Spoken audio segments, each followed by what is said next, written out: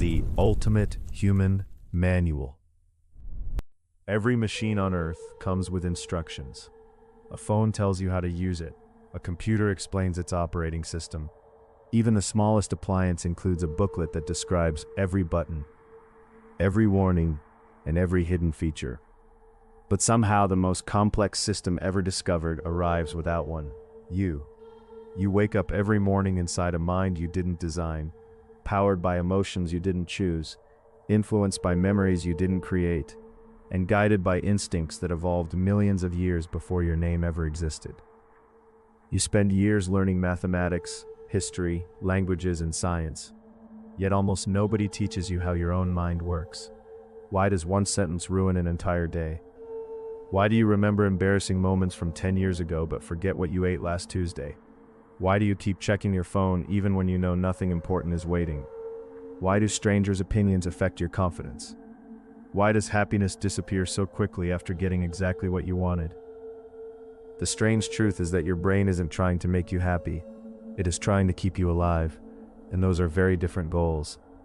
Every fear you feel, every habit you repeat, every decision you regret, and every dream you chase is the result of thousands of invisible systems working beneath your awareness. This video is an attempt to reveal those systems, not as isolated facts, not as self-help advice, but as the closest thing to an instruction manual for being human. Over the next hour, we'll explore memory, attention, identity, fear, motivation, habits, loneliness, purpose, happiness, decision-making, and the invisible forces quietly shaping your life. By the end, nothing about your mind will have changed, but the way you understand it might. And understanding a machine is always the first step toward operating it better. So imagine for the next hour that someone finally handed you the manual that should have arrived the day you were born. Open to page 1. The first lesson is surprisingly simple. Your brain is not a camera. It is a prediction machine. Every second, it guesses what will happen next, filling in missing information before reality even reaches your consciousness.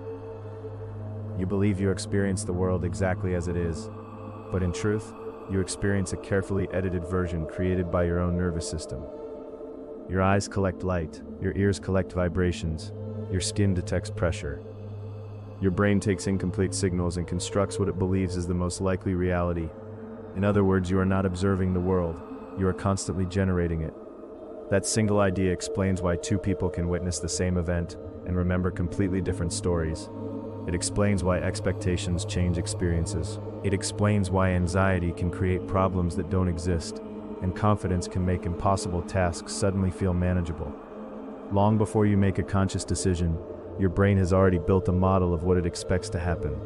And most of the time, you never notice, because the greatest illusion isn't a magic trick. It's the feeling that you see reality exactly as it is. You don't. You see a version filtered through memory, emotion, attention, experience, language, and survival. Understanding that changes everything, because once you realize your mind is constructing reality instead of simply recording it, you begin asking a different question. If my brain is constantly editing my experience, what else has it been doing without my permission?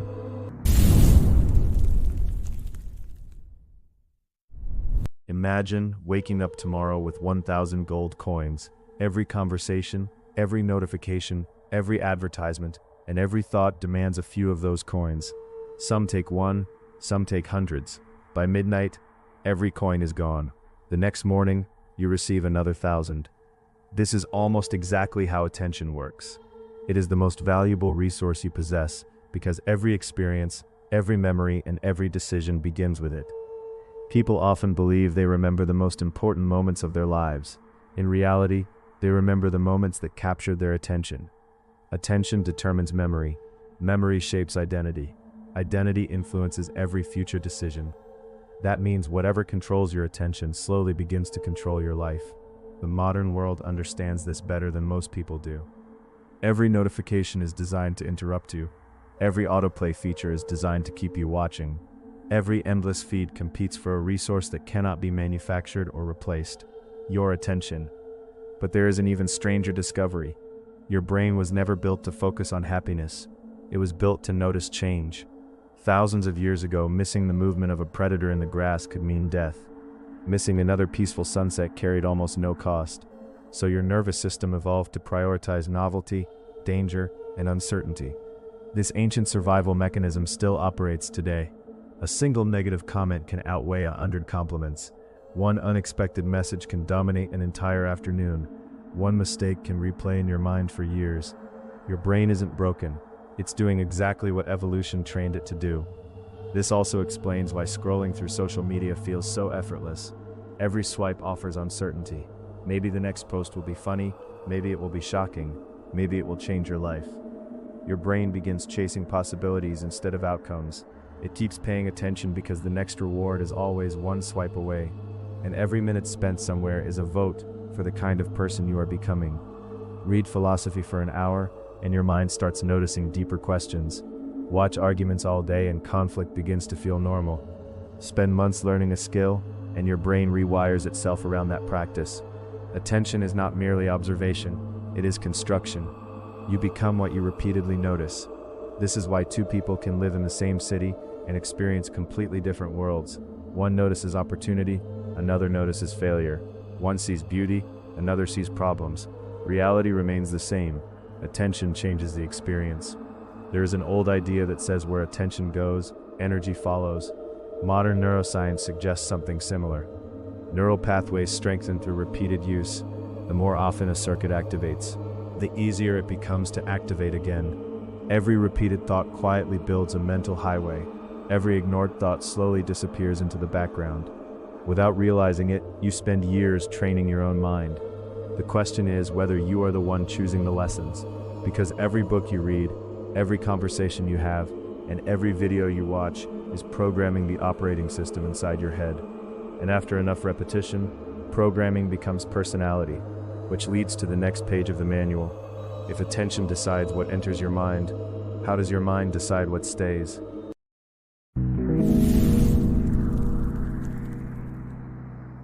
Close your eyes for a moment and think about your earliest memory. Maybe it's a birthday party. Maybe it's the first day of school. Maybe it's the sound of rain outside a window, or the face of someone you haven't seen in years. Now consider something unsettling. There's a very real possibility that parts of that memory never happened. We often imagine memory as a library. Events occur, our brain stores them on a shelf, and years later we retrieve the exact same file. It feels logical. It feels reliable. It is also wrong. Memory is closer to a storyteller than a recording device. Every time you remember an event, your brain reconstructs it from fragments. Images, emotions, sounds, and expectations are stitched together into a narrative that feels complete. And every reconstruction slightly changes the original. In other words, remembering the past is also rewriting it. This explains why siblings can argue for decades about the same childhood event. Both are convinced they are correct. Both are remembering a story that has evolved through hundreds of retellings. The brain doesn't care about perfect accuracy, it cares about usefulness. It keeps the parts that help predict the future and quietly discards thousands of details that seem unimportant. You don't remember every meal you've eaten, you remember the one that made you sick. You don't remember every conversation, you remember the one that changed your life. Emotion acts like a highlighter across the pages of memory. Fear, joy, embarrassment, and surprise tell the brain, this matters, save it. That is why a single awkward moment from 10 years ago can still appear in perfect detail, while yesterday afternoon feels like a blur. Your mind is not preserving history, it is preserving lessons. But memory does something even stranger. It creates identity. Ask someone who they are, and they rarely describe the present moment. Instead, they tell stories. I was always curious. I've never been confident. I've always been bad at speaking. I've always been the responsible one. These statements feel like facts. In reality, they are narratives assembled from selected memories.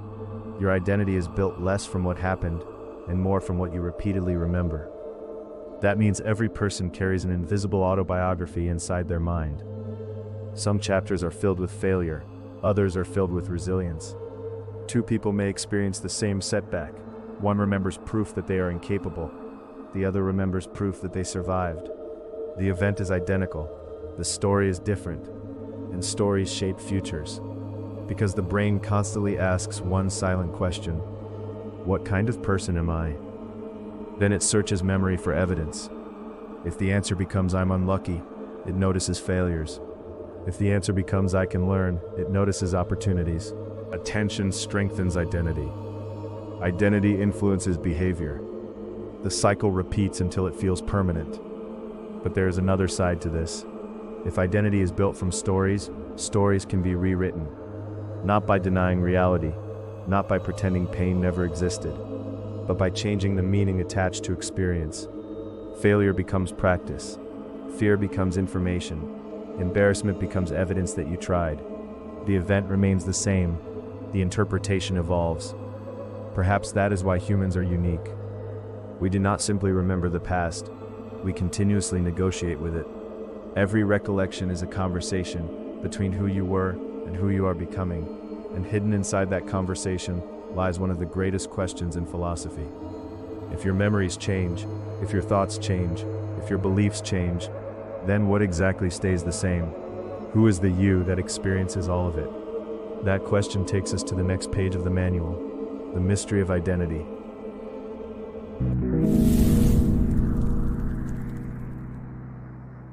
There is a question so ordinary that most people never stop to ask it. Why is there an experience of being you? Not your name, not your memories, not your personality. The simple fact that right now, there is something it feels like to exist. You open your eyes and colors appear. Music becomes an experience instead of a vibration. Words become meaning instead of symbols. Somehow, billions of electrical signals inside the brain transform into awareness. And no one knows exactly how. We understand stars more completely than consciousness. We can calculate the motion of planets, predict eclipses decades in advance, and send machines across the solar system. Yet the experience of seeing the color blue or hearing your favorite song remains one of science's greatest unsolved mysteries. The brain contains billions of neurons. Each communicates through tiny electrical and chemical signals. Individually, they are remarkably simple. Together, they create mathematics, language, imagination, love, fear, music, and the quiet voice reading these words inside your mind. But a strange question appears. If every neuron follows physical laws, where does the feeling of I come from? No scientist has found a single location where consciousness lives. There is no tiny observer sitting behind your eyes watching the world like a person inside a control room. Instead, awareness seems to emerge from countless processes working together, much like a melody emerges from individual notes. Remove one note, and the song continues. Remove enough, and the music disappears. Perhaps consciousness is similar, an experience created not by one part, but by the relationship between many parts. This leads to an even stranger realization. Most of what your brain does happens without you. Your heart beats without permission. Your lungs continue while you're asleep. Your eyes constantly move. Your muscles adjust your posture, and your brain predicts the next moment before you become aware of it. By the time you consciously decide to catch a falling object, your nervous system has already begun moving your hand. Awareness often arrives after the machinery has already started working. It feels like you are the captain steering the ship. In many situations, you are more like the navigator explaining a course that has already begun. And yet consciousness possesses a remarkable ability. It can observe itself. You can notice your own thoughts. You can watch emotions rise and fall. You can recognize a habit while it is happening. Very few systems in the known universe appear capable of examining themselves in this way. This ability changes everything. You may not control every thought that enters your mind, but you can decide whether to follow it. A worrying thought appears, you notice it. An angry impulse arrives, you observe it. You experience it without becoming it. That small space between awareness and reaction is where many philosophies place human freedom. Consciousness is the pause that allows instinct to become choice. Perhaps this is why meditation, reflection, and quiet moments feel so unusual. For a brief time, you stop chasing every thought and begin watching them instead. The constant stream of mental noise reveals itself for what it is, a stream, not a prison. Thoughts come, thoughts go, the observer remains, and maybe that is the most extraordinary feature of consciousness. It turns existence into experience. It allows the universe to become aware of itself through billions of different perspectives, each carrying unique memories, questions, and dreams. Every person you pass on the street is living an inner world as vivid and complex as your own. Every stranger is the center of a story you will never fully know. That realization quietly transforms the way you see humanity. The next chapter explores another force just as powerful, yet far more familiar: the invisible language through which the mind speaks.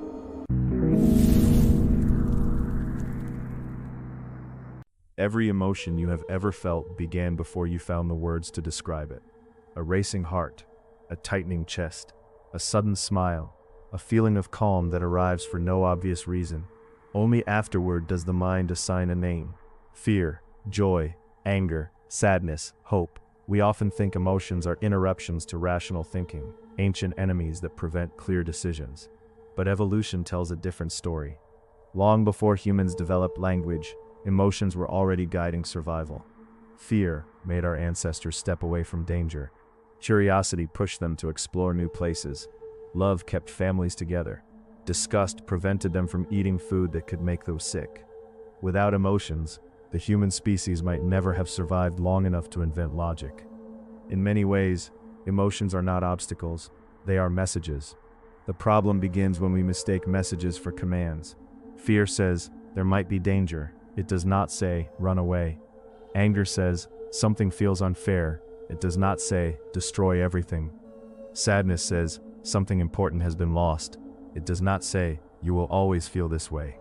Every emotion carries information. Wisdom lies in listening without surrendering control. There is another fascinating feature of the mind: emotions spread.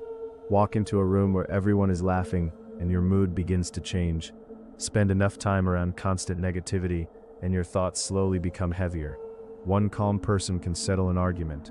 One anxious person can make an entire group uneasy. The human brain is constantly reading expressions, voices, and body language, adjusting itself to the emotional environment. It is an invisible conversation happening every second.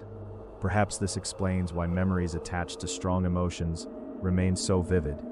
You may forget hundreds of ordinary days, but you remember the excitement of your first achievement, the embarrassment of a mistake, the grief of goodbye. Emotion tells the brain, this matters, keep it.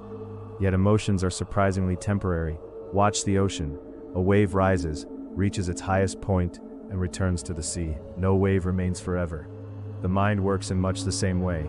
Joy appears and fades. Frustration arrives and leaves. Anxiety grows and eventually settles.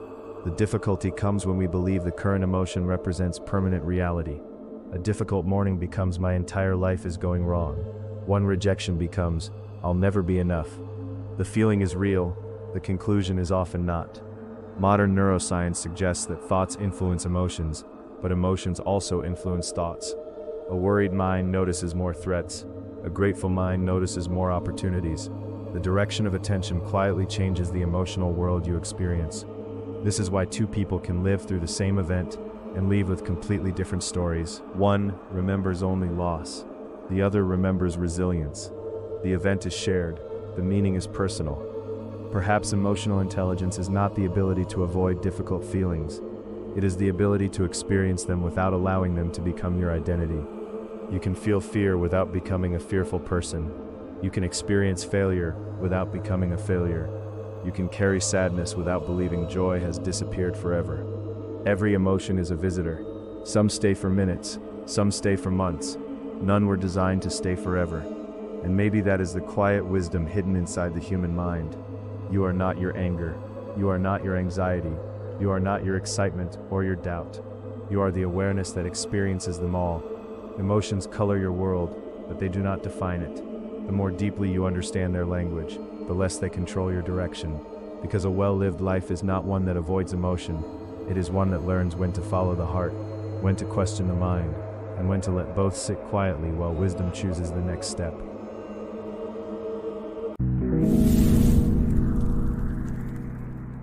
Imagine waking up tomorrow with every memory erased. You still know how to walk.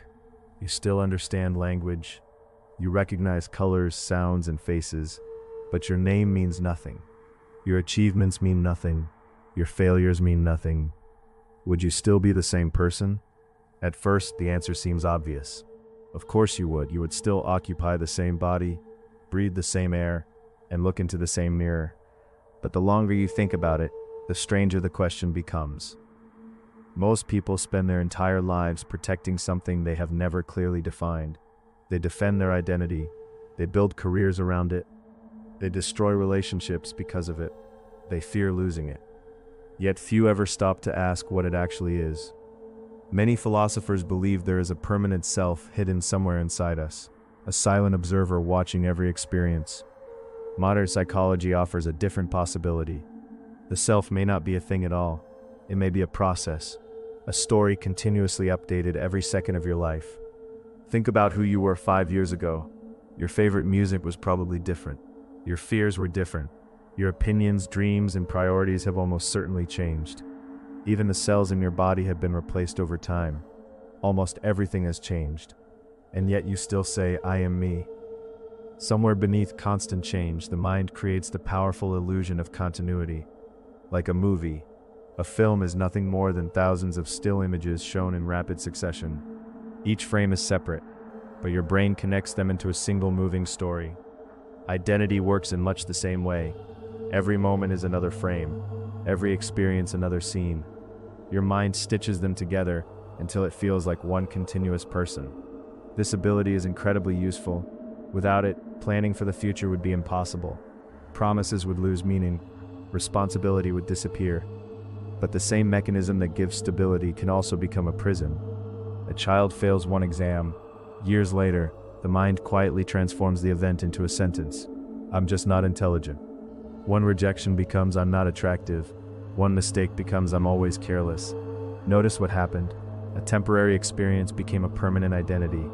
The brain prefers simple stories because they require less energy. Labels make the world predictable. But every label also becomes a limit. If you believe you are shy, you notice every awkward conversation. If you believe you are confident, you notice every successful interaction. Your identity acts like a filter, deciding which evidence deserves attention. Slowly, the story begins proving itself.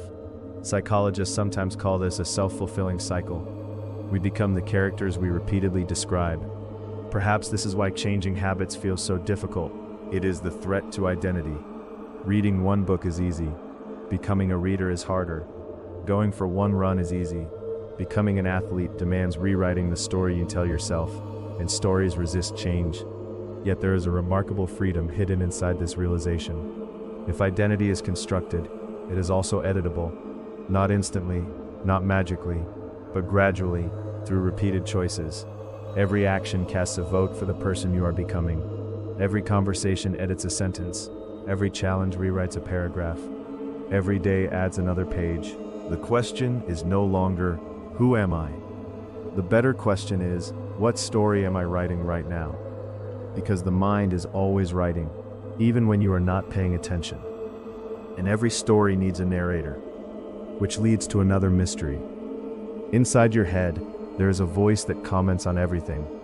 It judges, it predicts, it argues, it remembers. It worries about tomorrow while replaying yesterday. Most people hear it so often that they stop noticing it. But once you do notice it, an impossible question appears. If you can observe the voice inside your mind, then who is doing the observing? Look around the room you're sitting in. Notice how many things you're doing without thinking. The way you're holding your phone, the position of your shoulders, the speed of your breathing, the expression on your face. You didn't consciously decide any of these things. Your brain already did. This is one of the greatest secrets of being human. Your life is not built by the decisions you make once. It is built by the decisions you stop making. The first time you tie your shoes, every movement demands attention. Years later, you can do it while thinking about something completely different. The action has migrated from conscious effort into automatic behavior. This is a habit. And habits are the brain's solution to an impossible problem. Every second, your senses receive millions of pieces of information. If you consciously analyzed every movement, every word, every choice, and every step, you would never leave your bed. So the brain creates shortcuts. It compresses repeated actions into programs that run automatically. From an evolutionary perspective, this is brilliant. Walking no longer requires thought. Reading becomes effortless. Driving eventually feels natural. Energy is saved for new challenges. But the same mechanism that helps you learn also makes you predictable. Imagine waking up tomorrow and recording every hour of your day. You believe each moment is a fresh decision. Yet you might discover something surprising. You wake up at nearly the same time, reach for your phone with the same hand, read the same messages, take the same route, eat similar food, react to similar situations, think similar thoughts. Day after day, invisible routines quietly repeat. Without noticing, habits become a second identity. People often say, "This is just who I am." But many parts of personality are simply behaviors repeated so often that they feel permanent. Someone who reads every night becomes known as intelligent. Someone who exercises consistently becomes known as disciplined. Someone who complains every morning slowly becomes known as negative. Actions become patterns. Patterns become reputation. Reputation becomes identity. And identity reinforces the next action. The cycle feeds itself. This is why dramatic change rarely lasts. People try to transform their entire lives in a single day. They chase motivation, but motivation is a visitor. Habits are residents. Motivation appears when conditions feel perfect. Habits continue when conditions are terrible. A person who depends on inspiration works only when emotions cooperate. A person who depends on systems keeps moving, even when enthusiasm disappears. Perhaps the most dangerous habit is one almost nobody notices: the habit of thinking. Not thinking itself, but thinking the same thoughts. I'm always late. I'll never change. I'm unlucky. Repeat a sentence enough times, and the brain stops questioning it. It begins treating repetition as evidence. The mind cannot always distinguish between truth and familiarity. This is why beliefs become habits, and habits become reality. But there is something remarkably hopeful hidden inside this system. Every habit started as a single action. Every automatic behavior was once unfamiliar. Every expert was once a beginner repeating small movements until they became effortless. You are constantly programming yourself. Every repeated choice writes another line of code into your mind. The question is not whether you are building habits. You already are. The question is whether they are building the life you actually want. And yet, beneath every habit lies another force, a silent chemical messenger that makes some actions irresistible and others almost impossible to start. People blame it for addiction. They credit it for motivation. They misunderstand it almost completely. To understand why humans chase pleasure, avoid discomfort, and keep reaching for just one more, we need to examine one of the most influential systems ever created by evolution.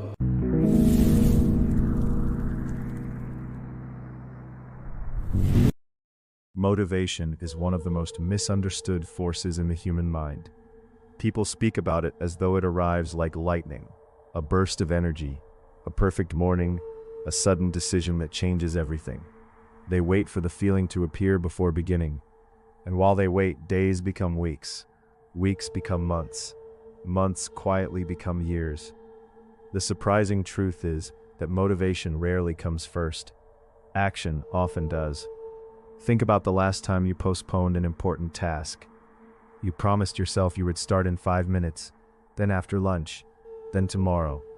The task didn't become more difficult, but the mind made it feel that way. This happens because the brain is constantly trying to conserve energy. For most of human history, unnecessary effort could be dangerous. Every calorie mattered. Every risk had a cost. So the mind evolved to ask a simple question before every challenge. Is this really worth doing? If the reward feels distant and the effort feels immediate, hesitation appears. Not because you are lazy, because your brain is running ancient software in a modern world. This creates one of the greatest illusions of productivity. People believe they need motivation to begin. In reality, beginning is often what creates motivation. The first page makes the second page easier. The first step makes the second step natural. The first workout makes tomorrow's workout more likely. Movement generates momentum, and momentum changes identity.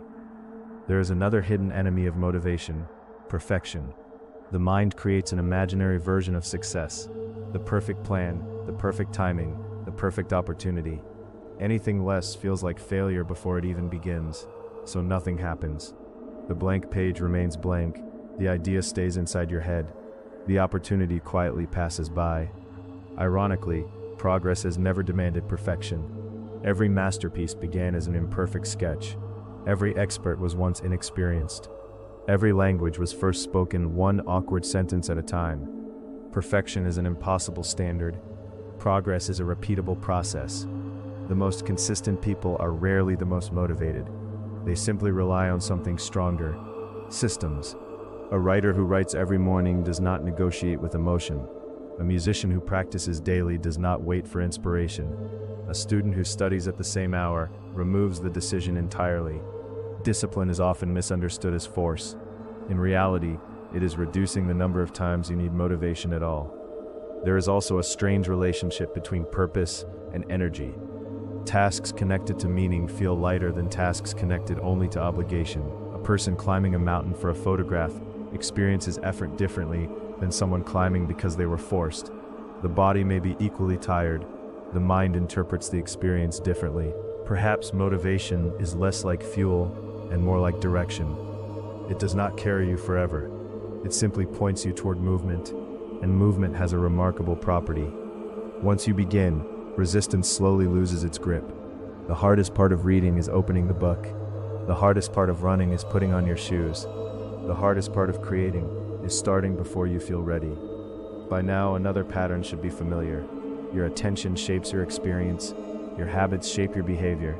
Your identity shapes your choices. And your choices create the conditions that either strengthen or weaken motivation. Nothing exists alone. Every chapter of the human mind is connected. So the next time you find yourself waiting for inspiration, remember this. The mind rarely rewards standing still. It rewards motion. One sentence becomes a paragraph. One paragraph becomes a chapter. One chapter becomes a book. One ordinary decision, repeated often enough, quietly becomes an extraordinary life.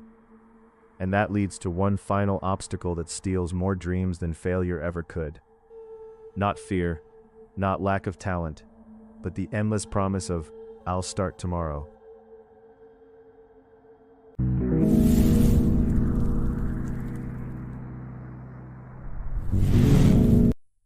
Procrastination is often mistaken for laziness. It looks like laziness from the outside. A student scrolling instead of studying. A writer staring at a blank page. An entrepreneur planning instead of creating. But beneath the surface, something far more interesting is happening. The mind is making a trade, a difficult future for immediate comfort. It chooses 10 minutes of relief over the possibility of long-term reward. And because the consequences are delayed, the decision feels harmless. Until one day, deadlines arrive, opportunities disappear, regret quietly replaces comfort. The remarkable thing is that most procrastinators already know what they should do. The problem is not knowledge, it is emotion. Every important task carries invisible weight. The fear of failure, the fear of imperfection, the fear of discovering that effort might not be enough. The brain notices these emotions and searches for an escape. A notification appears. A video begins playing. A room suddenly seems like it needs cleaning. The mind convinces itself that almost anything is more urgent than the task it wants to avoid. And the relief feels real. For a moment, anxiety disappears. That brief relief becomes a reward. The brain remembers it. The next time discomfort appears, avoidance becomes even easier. Without realizing it, procrastination turns into a habit. The longer it continues, the more it begins rewriting identity. A postponed assignment becomes, "I'm bad at managing time." A missed opportunity becomes, "I never finish anything." A temporary behavior quietly transforms into a permanent story. But there is another way to understand procrastination. Imagine standing at the edge of a cold swimming pool. Every second spent thinking makes the water seem colder. Your imagination magnifies the discomfort. Then you finally jump. Within moments, your body adjusts. The fear was often greater than the experience itself. Work behaves in surprisingly similar ways. The anticipation is frequently more painful than the action. The first sentence is harder than the second. The first minute is harder than the 10th. The first attempt carries the greatest resistance. Action changes perception. The task that looked impossible slowly becomes manageable, simply because it has begun.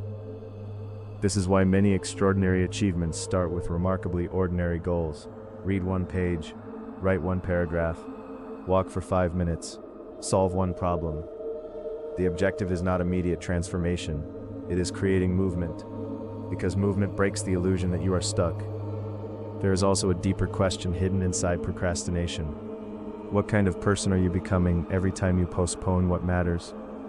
Every delay casts a quiet vote, not for the life you want, but for the habits you repeat. Fortunately, the opposite is also true. Every small action becomes evidence. Evidence that you keep promises to yourself. Evidence that discomfort does not control your decisions. Evidence that progress is possible. And evidence slowly becomes identity. Perhaps procrastination is not really about managing time.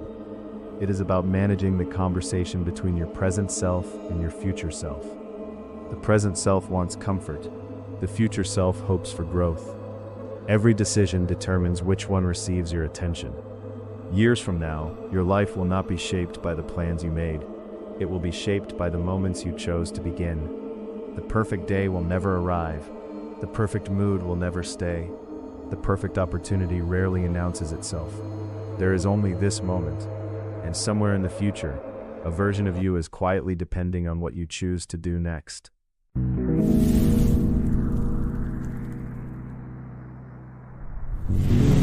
If someone asked you what dopamine does, the most common answer would probably be simple.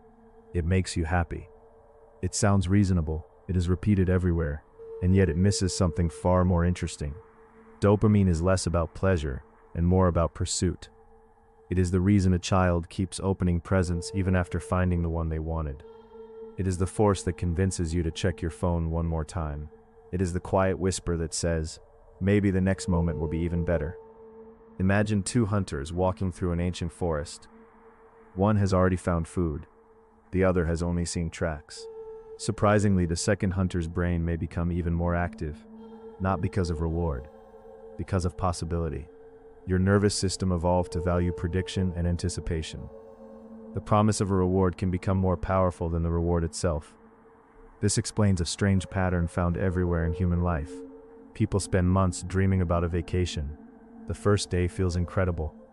By the 5th day, it begins to feel normal. A new phone excites you until it becomes just another object in your pocket. A promotion feels life-changing until it quietly becomes routine. The brain quickly adjusts. Psychologists call this adaptation. Evolution calls it survival. If satisfaction lasted forever, our ancestors might have stopped searching for food, shelter, knowledge, and opportunity. Instead, the brain is designed to move the finish line. Every achievement becomes today's normal. Every victory becomes tomorrow's starting point. This endless pursuit built civilizations. It also built anxiety. Modern technology has learned to speak directly to this ancient system. A notification appears, you don't know who sent it. A message arrives, you don't know what it says. A video ends, another instantly begins. Every moment contains uncertainty, and uncertainty is fertile ground for anticipation. You are not simply consuming content, you are chasing possibility. Perhaps the next swipe will reveal something extraordinary. Perhaps the next refresh will change everything. Most of the time, it doesn't, but occasionally it does. And that occasional reward is enough to keep the cycle alive. Casinos discovered this long before smartphones existed. The most powerful reward is not a guaranteed one, it is an unpredictable one. Your brain becomes fascinated by uncertainty, not because it enjoys losing, because it keeps imagining the next win. This pattern appears far beyond technology. Relationships, careers, money, recognition, success. Humans often believe they are chasing objects. In reality, they are chasing feelings that disappear almost as soon as they arrive. The dream job becomes work. The dream house becomes home. The dream car becomes transportation. What once seemed extraordinary slowly fades into the background. And so the mind begins searching again. This realization can sound depressing, but it carries an unexpected freedom. If satisfaction cannot be permanently found in the next achievement, perhaps the search itself deserves attention. Perhaps the quality of your days is shaped less by what you eventually reach, and more by how you spend the journey. Ancient philosophers understood this without ever hearing the word dopamine.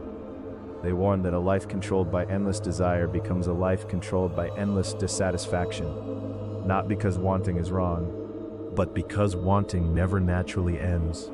There will always be another mountain beyond the one you climb, another goal, another purchase, another version of yourself waiting somewhere in the future. The mind keeps pointing toward tomorrow, rarely noticing today. And this raises a question that has haunted humanity for thousands of years. If we are always chasing something, why is simply sitting still so uncomfortable? Why does silence feel louder than noise? Why do so many people fear being alone with their own thoughts? The answer lies in one of the oldest emotions ever created.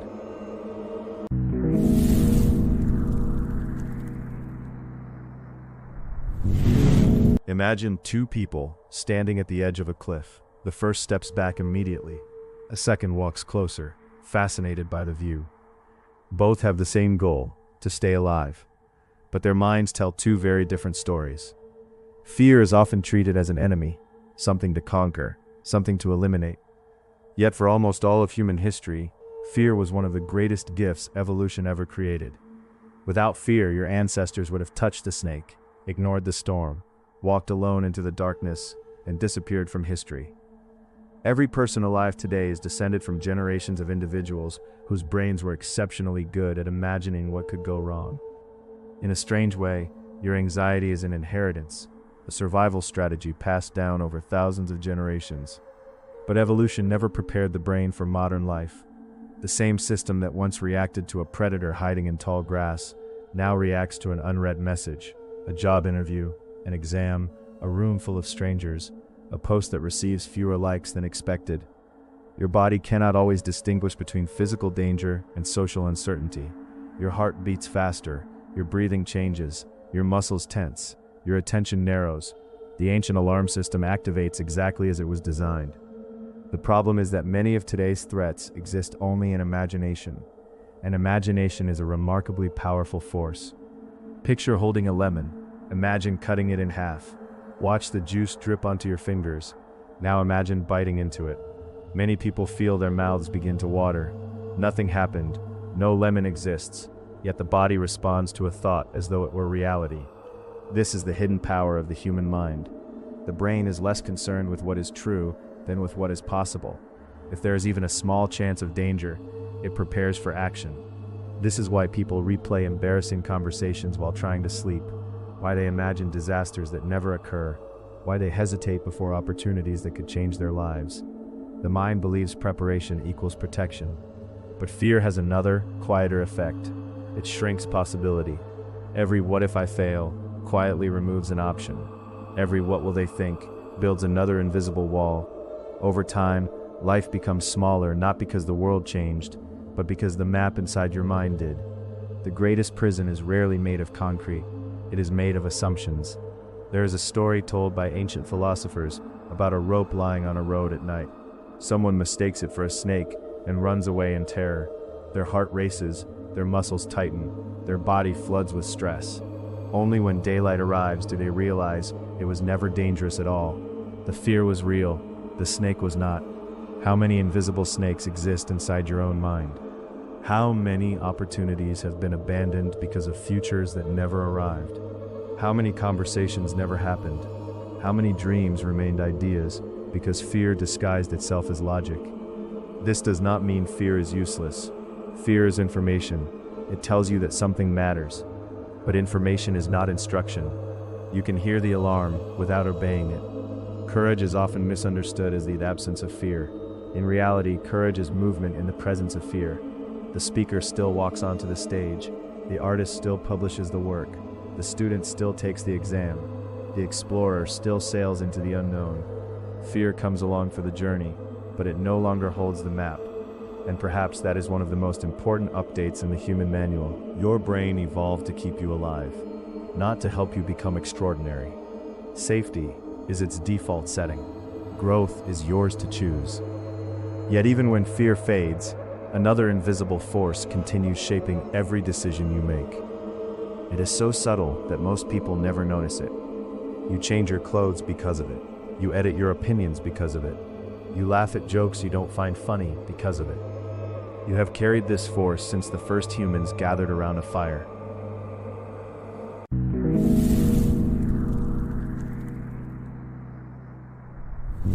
Every conversation contains at least two stories, the one that is spoken and the one that is heard. We assume words travel directly from one mind to another, carrying the same meaning with perfect accuracy. But language has never worked that way. Every sentence passes through memory, through emotion, through past experiences, through expectations. By the time another person hears your words, they are no longer exactly yours. They have already been translated into their own reality. This is why two people can witness the same conversation and remember completely different versions of it. One remembers criticism, the other remembers honesty. One hears concern, the other hears control. The words remain the same. The interpretation changes everything. Communication is less like sending a file and more like building a bridge between two separate worlds. And bridges are fragile. A single assumption can weaken them. A single interruption can change their direction. A single unspoken emotion can alter their meaning. Most people listen with one goal: to reply. They prepare arguments while the other person is still speaking. They search for mistakes. They wait for their turn. Very few listen to understand. And because of that, countless conversations become competitions instead of connections. There's a strange paradox hidden inside human interaction. Everyone wants to be understood, yet everyone spends more time explaining than understanding. The result is predictable. People leave conversations feeling unheard, even after speaking for hours. Consider how often conflict begins not with disagreement, but with interpretation. A short message seems cold. Silence feels like rejection. Constructive feedback sounds like a personal attack. The mind fills missing information with assumptions, and assumptions are remarkably convincing. We create stories about intentions we can never truly observe. This happens because the brain prefers certainty over ambiguity. Not knowing feels uncomfortable, so it invents explanations. Sometimes those explanations are correct, often they are not. The most effective communicators understand this limitation. They ask before concluding. They clarify before reacting. They separate observation from interpretation. I noticed you were quiet, instead of, you're angry with me. One describes reality, the other describes a guess. That small difference prevents countless misunderstandings. Communication also shapes identity. The words repeated to a child become part of the stories they tell themselves. The encouragement of one teacher can create confidence that lasts decades. One careless sentence can remain in memory long after the speaker has forgotten saying it. Words disappear into the air. Their effects often do not. Perhaps this is why conversations deserve more attention than we give them. A single discussion can start a friendship, end a conflict, change a career, restore hope, or completely transform the direction of a life. Every civilization, every philosophy, and every scientific discovery exists because humans learned to exchange ideas across generations. Language is more than sound. It is shared thought, a way for one mind to leave traces inside another. And maybe the greatest skill is not speaking brilliantly. It is creating enough understanding that another person feels seen rather than judged. Because beneath every opinion, every argument, and every story lies the same quiet desire to know that someone else truly understood what we were trying to say. The remarkable thing is that communication never ends when the conversation is over. Long after other voices become silent, one voice continues speaking, the one inside your own mind. And the quality of that conversation may shape your life more than any words spoken by anyone else.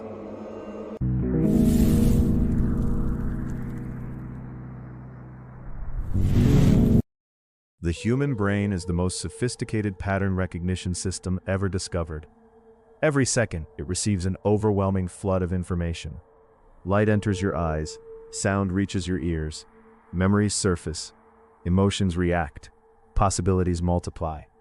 If the brain analyzed every detail with perfect logic, even the simplest decision would take hours. So evolution found another solution: shortcuts, mental rules that allow you to make rapid judgments with limited information. Most of the time, these shortcuts are incredibly useful. They help you recognize faces instantly, Avoid danger before fully understanding it. Navigate familiar places without conscious effort. But every shortcut comes with a cost. Sometimes the brain becomes so efficient that it begins seeing patterns that are not there. Psychologists call these tendencies cognitive biases, invisible filters that quietly shape the way you interpret reality. Consider a simple experiment. Buy a new car in a rare color. The next day, that exact color suddenly seems to appear everywhere. The cars were always there, your attention simply changed. The mind notices what it expects to notice. This is one of the oldest biases it possesses. Once you form a belief, your brain begins collecting evidence that supports it while quietly ignoring evidence that challenges it. If you believe people are unfriendly, every cold interaction confirms the story. If you believe you are incapable, every mistake becomes proof. Reality slowly bends toward expectation. There is another bias hidden in ordinary life. The first piece of information you receive often becomes an invisible reference point. A shirt originally priced at $100 suddenly seems like an incredible deal when marked down to $50. The number 50 feels cheap only because your mind is still comparing it to 100. The first idea quietly anchors every idea that follows. Memory creates its own distortions. You remember dramatic events more easily than ordinary ones. As a result, rare dangers often feel more common than they really are. A single airplane accident receives worldwide attention. Thousands of safe flights receive almost none. The mind mistakes memorable for frequent. Fear grows stronger than statistics. Perhaps the most fascinating bias is the illusion of certainty. Looking backward, events appear obvious. You convince yourself that you knew exactly what would happen, but before the outcome, uncertainty was real. The brain quietly edits history to create a story that feels more predictable than life actually is. This gives us comfort. It also gives us overconfidence. And overconfidence has shaped wars, markets, inventions, and everyday arguments. There is a deeper lesson hidden beneath all of these patterns. You experience reality through a mind that is constantly simplifying, predicting, and interpreting. Every opinion passes through invisible filters. Every memory is reconstructed. Every judgment is influenced by information you may not even notice. This realization can feel unsettling, but it also creates humility.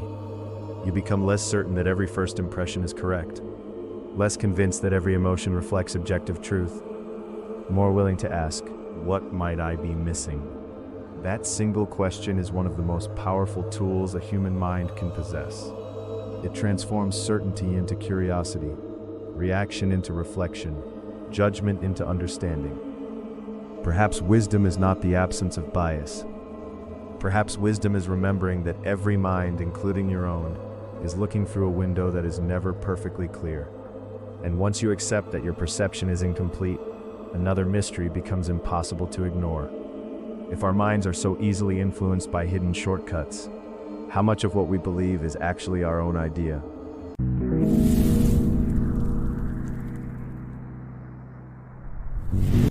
Loneliness is one of the strangest emotions a human can experience. It can exist in an empty room. It can exist in a crowded city. It can even exist while sitting beside people who know your name.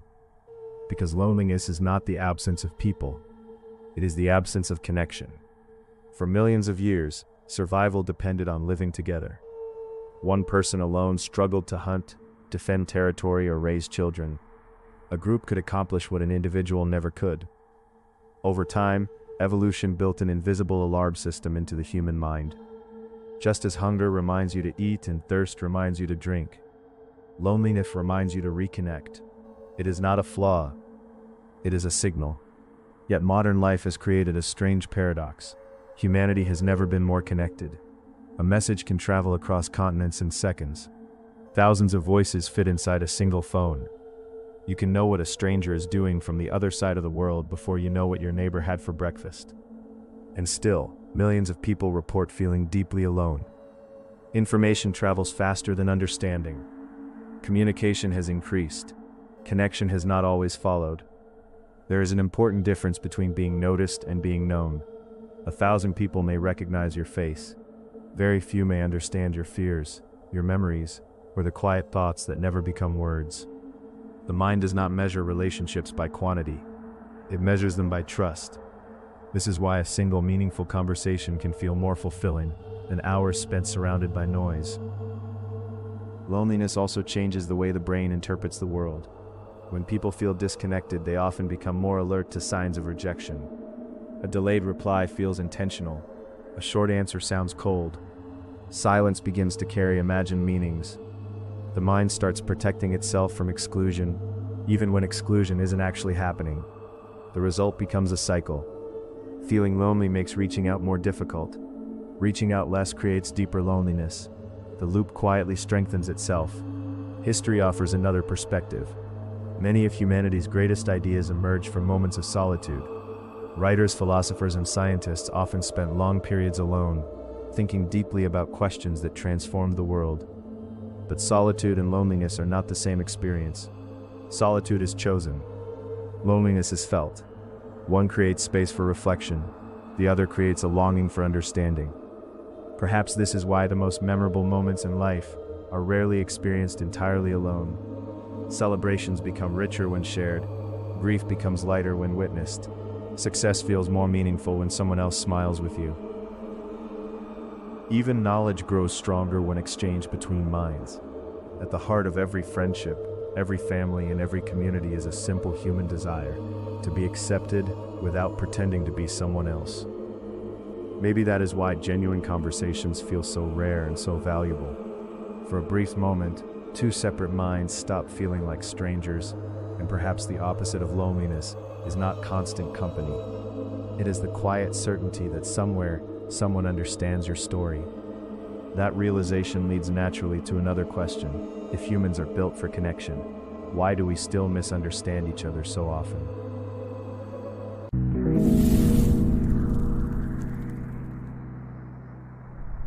Every day, without realizing it, you make thousands of decisions.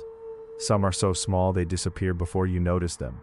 Which side of the bed to leave, whether to check your phone, whether to reply now or later, whether to speak or remain silent. Most feel insignificant, yet a life is never changed by a single year. It is changed by thousands of ordinary choices that quietly point in the same direction. We like to imagine ourselves as perfectly rational creatures. Presented with facts, we weigh the evidence, calculate the possibilities, and choose the best option. The human mind tells a much more complicated story. Long before you become aware of a decision, memories begin searching for similar experiences. Emotions assign value.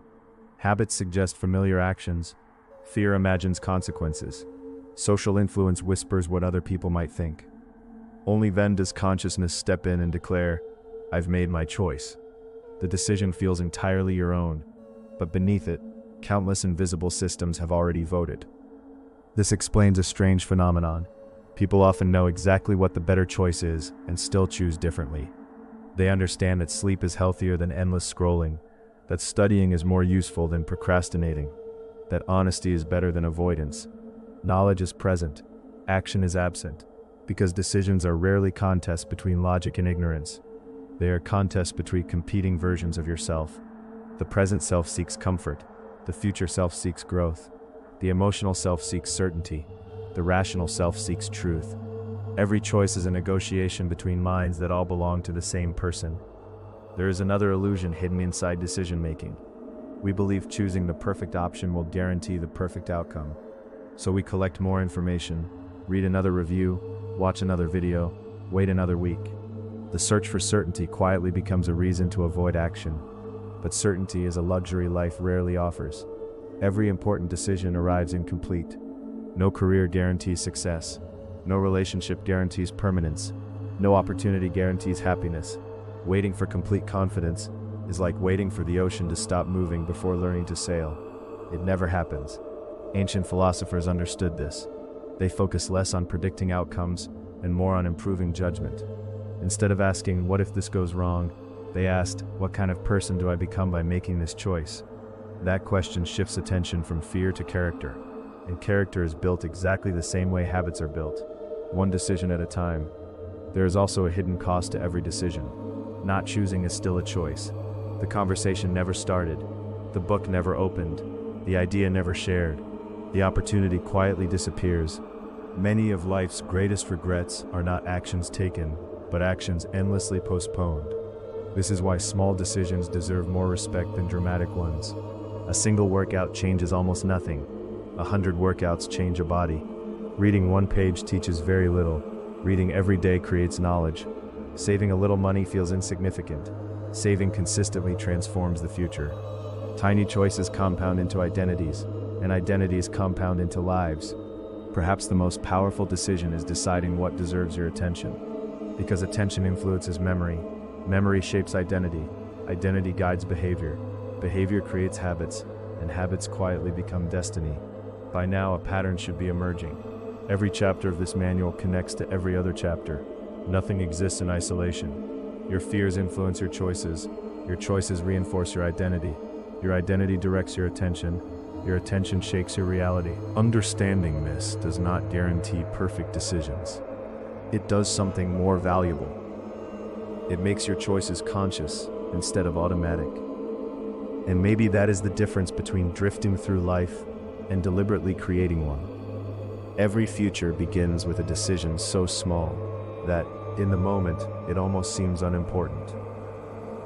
The next sentence, the next hour, the next step, and eventually, the next version of you.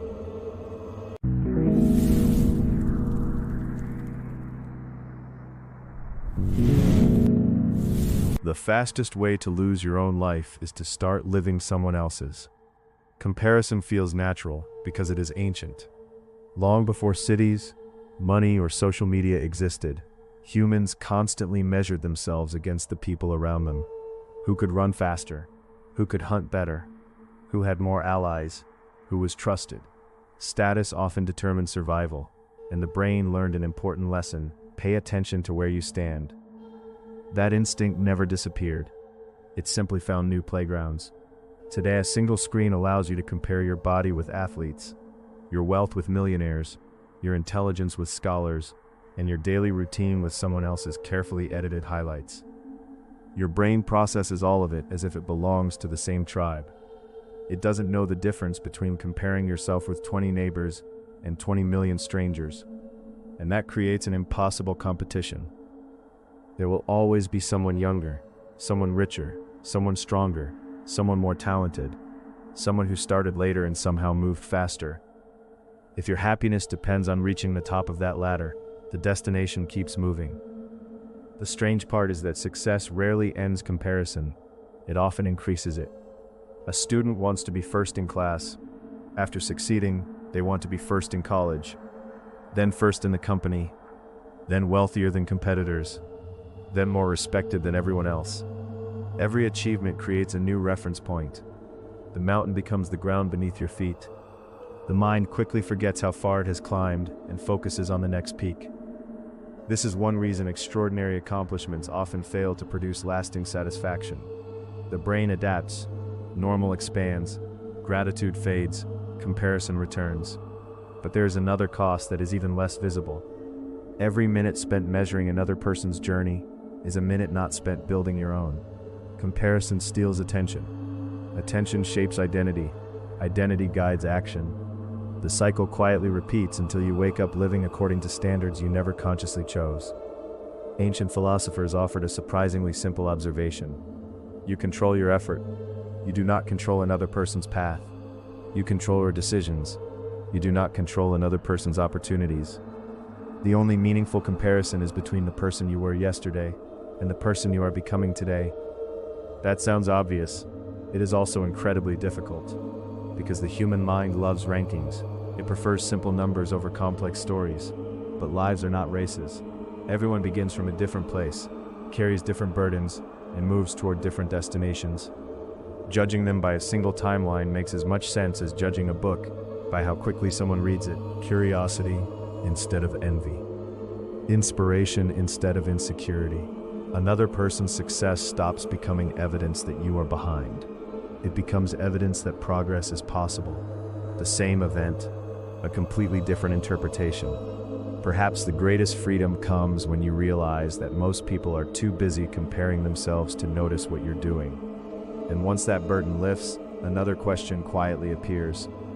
If chasing status cannot provide lasting fulfillment, if comparison never truly ends, then what is the mind actually searching for? Not approval, not achievement, something deeper, something humans have pursued in every civilization, every religion, and every philosophy.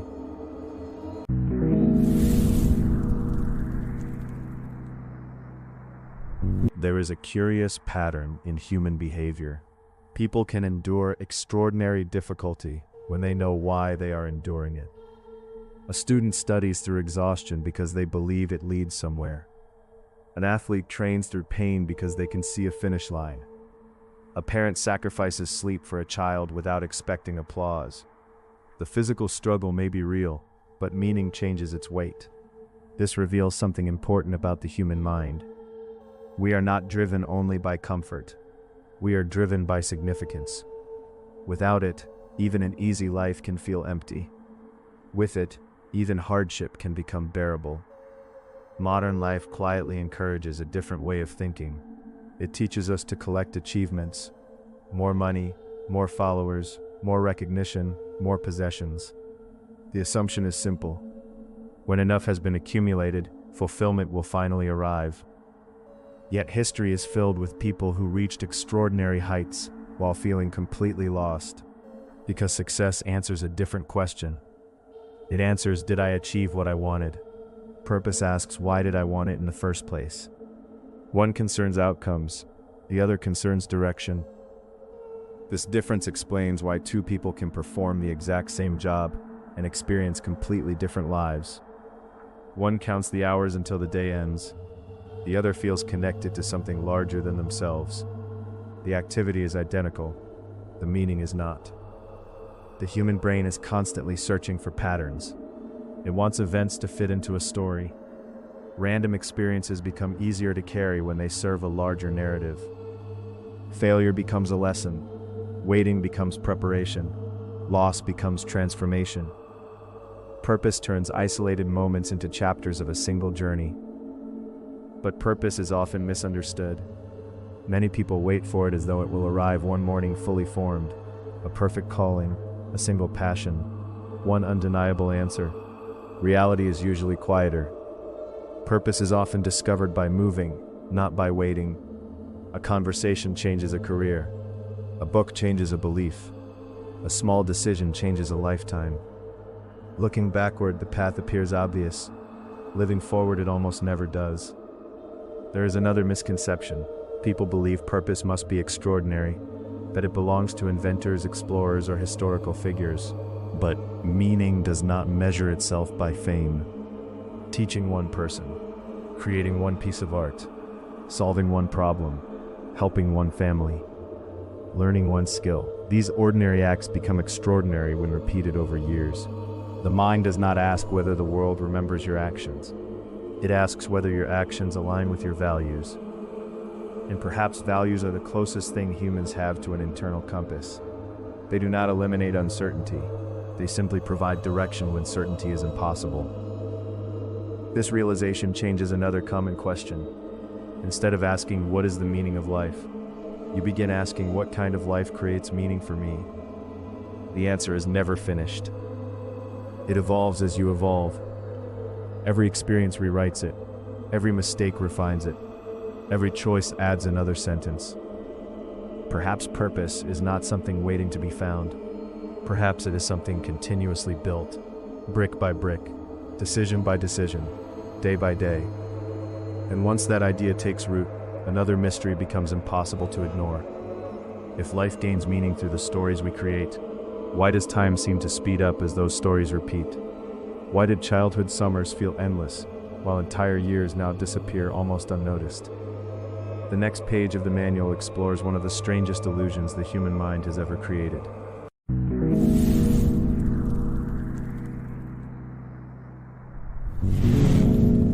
Nobody notices it happening. One day you're waiting endlessly for a school bell to ring. An hour feels like an eternity. A single summer feels like a lifetime. Then something changes. Weeks disappear. Months blend together. You celebrate a birthday and suddenly realize an entire year has vanished without leaving a clear memory behind. It feels as though time itself has accelerated. But clocks haven't changed. You have. The human brain does not measure time in seconds. It measures time and experiences. When you are 5 years old, 1 year is 20% of your entire life. When you are 50, that same year is only 2%. Every passing year becomes a smaller fraction of everything you've ever known. But mathematics is only part of the story. The deeper reason lies inside memory. Think about your first day at school, your first bicycle ride, your first trip to a new city. These moments remain vivid because your brain encountered something unfamiliar. Novelty demands attention. Attention strengthens memory. Memory creates the feeling that time was full. Now think about brushing your teeth 3 weeks ago, or the drive you took last Tuesday, or what you ate exactly 1 month ago. Most of it has already disappeared. Routine compresses experience. The brain stops recording details it considers predictable. Entire days become a single mental shortcut. You live them, but they leave almost no trace. This creates a remarkable illusion. When looking forward, a repetitive week feels normal. When looking backward, it feels as though it barely existed. Perhaps this is why childhood seems endless. Everything is new. Every conversation teaches something unexpected. The mind captures thousands of details because everything appears important. Adulthood often becomes the opposite. Wake up, follow the same route, meet the same people, solve similar problems, return home, repeat. The days become familiar, the memories become fewer. Life begins to feel faster not because time accelerates, but because memory records less. There is another lesson hidden here. People often wait for extraordinary moments before they truly pay attention. They assume meaning belongs to vacations, celebrations, or major achievements.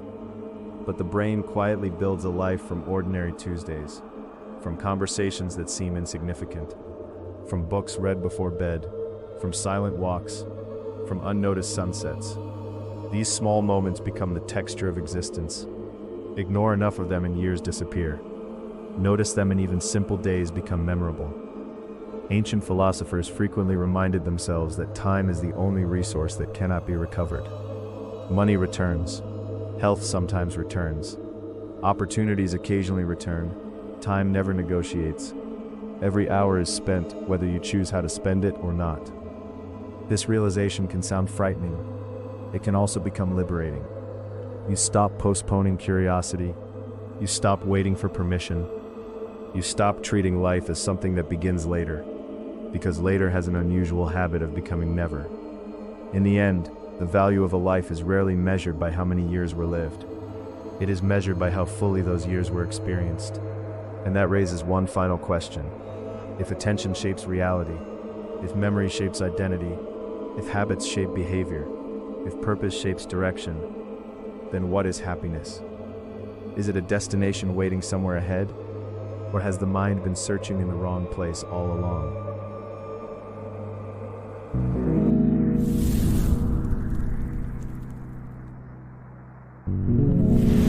Every human being is chasing the same invisible prize. Some pursue it through money, some through love, some through achievement, knowledge, adventure, or power. The methods change. The destination rarely does. We call it happiness. It seems simple enough. If I get into the right college, I'll be happy. If I earn more money, I'll finally relax. If more people recognize me, everything will feel complete. For a while, these predictions appear correct. You achieve the goal, your heart races, you celebrate. The world feels brighter. Then something unexpected happens. The extraordinary becomes ordinary. The dream becomes routine. The finish line quietly moves into the distance. The mind begins searching again. This pattern has repeated itself throughout history. Kings wanted larger kingdoms. Merchants wanted greater fortunes. Scientists wanted deeper discoveries. Artists wanted wider recognition. The object changed. The pursuit remained the same. The human brain is remarkably poor at predicting what will create lasting satisfaction. It consistently overestimates the power of future achievements, while underestimating its own ability to adapt. That adaptation is one of evolution's greatest tricks. If early humans remained completely satisfied after one successful hunt, they might have stopped searching for food. Instead, the brain rewards progress, then resets expectations. It whispers, "Good, Now find the next thing. This endless movement built civilizations. It also created a permanent sense of incompleteness. Many people spend decades believing they are one accomplishment away from peace. One promotion, one relationship, one house, 1 million subscribers, one perfect version of themselves. Yet the moment arrives, and the silence lasts only briefly before another desire takes its place. The problem is not ambition. Ambition builds, explores, and discovers. The problem is confusing achievement with arrival. There is no final level where the mind permanently stops wanting more. Perhaps happiness was never designed to be a place. Perhaps it is a side effect. Notice when people lose track of time.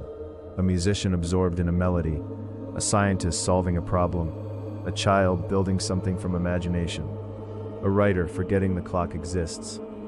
In those moments, attention becomes completely present. The future disappears. The past stops demanding explanations. There is only the experience itself.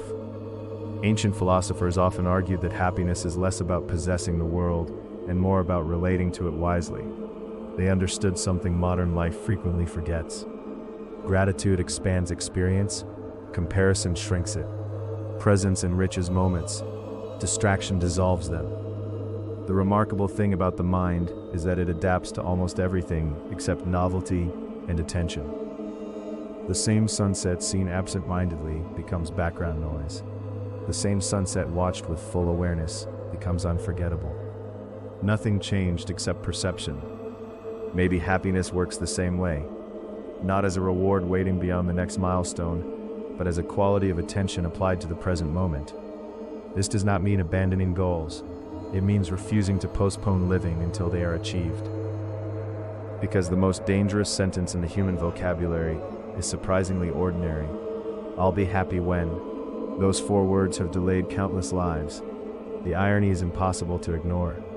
You have spent this entire manual learning about the machinery of the mind, its habits, its fears, its memories, its endless pursuit, and a single pattern connects them all.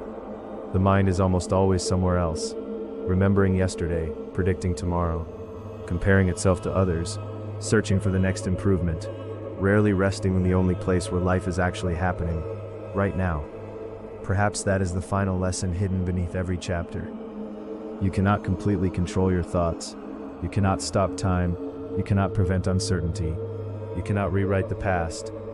But you can choose where your attention rests.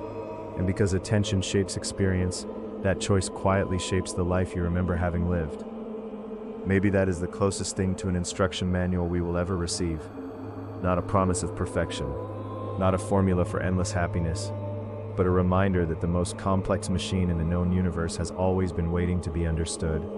And the moment you begin understanding it, you also begin understanding yourself.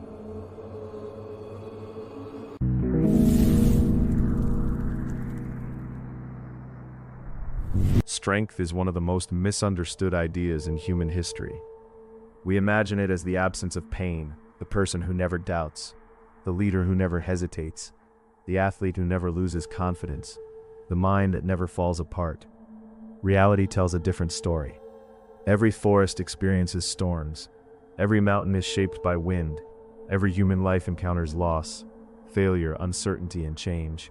The question is not whether difficulty will arrive. The question is what happens after it does. Many people think resilience means refusing to feel. They hide disappointment behind a smile, ignore exhaustion, pretend fear doesn't exist. But suppression is not resilience. A tree that refuses to move in a hurricane often snaps. A tree that bends survives. The human mind works in much the same way. Emotions are temporary weather systems. Some days are clear, some days are heavy with clouds. Some days bring storms powerful enough to make the future disappear from view. The mistake is believing the weather is the climate. A bad day quietly becomes, my life is falling apart. One failure becomes, I always fail. One rejection becomes, no one will ever choose me. The mind loves permanence. It transforms moments into identities. Yet history repeatedly shows something remarkable. The people remembered for extraordinary achievements rarely avoided hardship. Scientists spent years proving ideas everyone rejected. Artists created masterpieces that nobody appreciated at first. Explorers became lost. Inventors failed hundreds of times before succeeding. Their advantage was not certainty. It was continuation. They understood a simple principle. Pain is information. Failure is feedback. Difficulty is not always a verdict. It is often a lesson disguised as discomfort. There is another hidden feature of the mind. It adapts. The first public speech feels terrifying. The 10th feels uncomfortable. The 100th feels familiar. The same challenge that once seemed impossible quietly becomes ordinary through repeated exposure. Growth often feels like weakness because the brain is entering unfamiliar territory. Confidence is rarely born before action. It usually appears after surviving what you thought you couldn't. Resilience is built in similar ways, not through one heroic moment, but through hundreds of ordinary decisions. Getting out of bed after disappointment, trying again after rejection, learning after mistakes, continuing after progress becomes invisible. These small acts rarely attract attention, yet they slowly transform identity. The person who keeps returning eventually stops seeing themselves as someone who survives challenges. They begin seeing themselves as someone who can handle them. This shift changes everything. Obstacles stop becoming evidence that you're on the wrong path. They become evidence that you're moving. Perhaps this is why some of the strongest people speak gently. They no longer need to prove anything. They have already negotiated with uncertainty enough times to trust their own ability to recover. Ancient blacksmiths understood that metal becomes stronger through repeated cycles of heat and cooling. The process looks destructive, but it creates resilience. Human beings are different. Not every hardship makes someone stronger. Meaning, support, reflection, and time all matter. Suffering alone guarantees nothing. What shapes us is often the way we interpret and respond to difficulty. Maybe resilience is not becoming impossible to break. Maybe it is becoming impossible to permanently stop. Every setback becomes another chapter instead of the ending. Every mistake becomes another page instead of the entire story. And that idea leads naturally to the final lesson of this manual, a philosophy developed over 2,000 years ago that asked a radical question. What if peace is found not by controlling the world, but by learning to control yourself?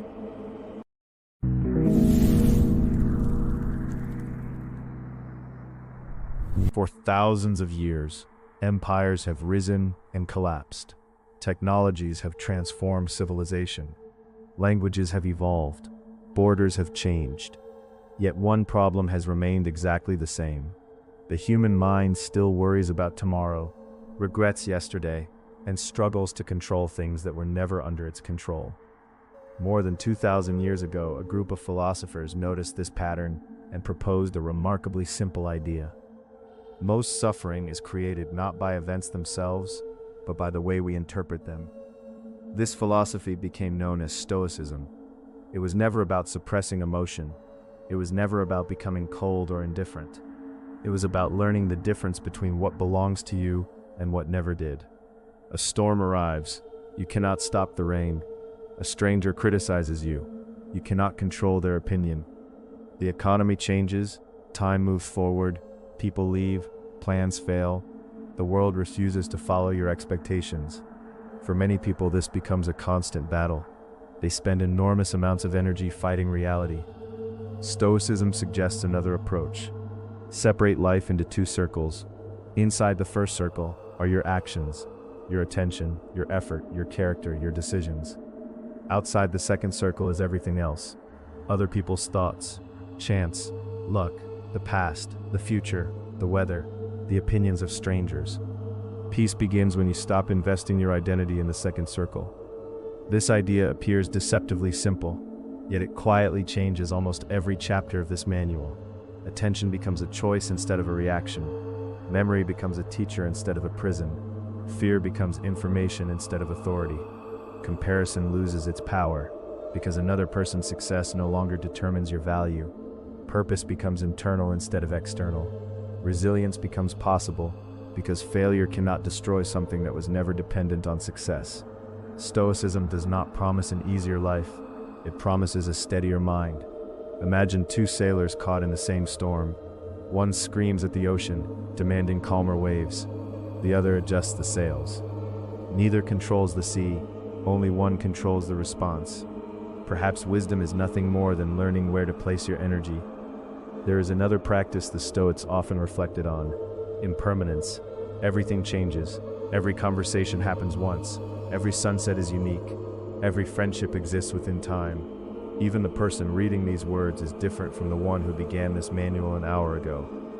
Far from creating despair, this realization gives ordinary moments extraordinary value. The cup of coffee becomes temporary. The walk home becomes temporary. The laughter of friends becomes temporary. Life gains meaning because it cannot be repeated. And so we arrive at the final lesson. You cannot choose the mind you were born with. You cannot erase every fear, control every thought, or predict every future.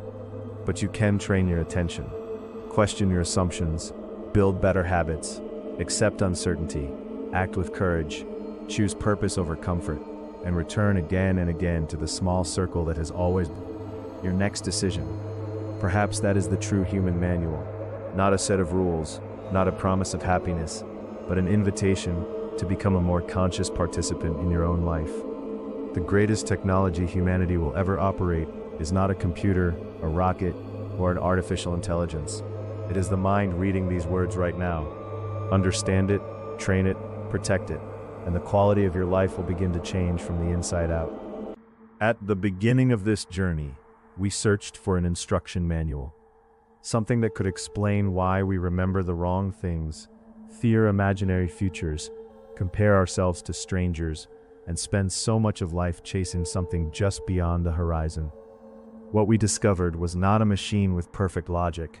We discovered a collection of ancient systems, a brain that predicts instead of records, a memory that edits instead of archives, an identity built from stories instead of facts, habits that quietly write tomorrow before tomorrow arrives, fear that protects us even when there is nothing to fight, desire that keeps moving the finish line, and attention, the invisible force that decides which moments become a life.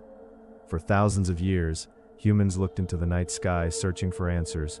They mapped stars, built philosophies, created religions, invented science, all while carrying the greatest mystery ever known inside their own skulls. A universe of 86 billion neurons creating dreams, languages, mathematics, music, civilizations, and the strange experience of being aware. Perhaps the most remarkable fact is not that you have a mind. It is that your mind is capable of observing itself. Right now, as these words come to an end, a part of you is reading them. Another part is judging them. Another part is remembering something from your own life. Another part is already thinking about what comes next. You are both the observer and the observed, the author and the reader, the question and the answer. There will still be days when you overthink, days when fear feels convincing, days when comparison steals your confidence or routine makes time disappear. Understanding the system does not remove it. A pilot still experiences storms, they simply know how to fly through them. Maybe wisdom is not becoming someone new. Maybe wisdom is finally understanding the person who has been here all along. There is one final idea worth leaving with. Every moment of your life exists only once. The conversation you postpone, the sunset you ignore, the friend you forget to call, the book you never open, the risk you never take. They quietly become part of a version of reality that will never happen. Time keeps moving, your brain keeps changing, your identity keeps rewriting itself, whether you notice it or not. So perhaps the greatest update to the human manual is surprisingly simple. Guard your attention, question your assumptions, choose your habits carefully, treat your memories as stories, not prisons. Let fear advise you but never rule you. Measure progress against your past, not someone else's present. And when possible, remember to experience life instead of endlessly preparing for it. Because one day, without realizing it, you will have already lived most of it. And in that moment, you will not remember every notification, every argument, or every number. You will remember the moments that received your attention, the people who changed your story, the ideas that expanded your world, the quiet decisions that slowly became your character. No manual can tell you exactly who to become. It can only reveal the controls that have always been in your hands. The rest of the pages are blank. They are waiting for the choices only you can write.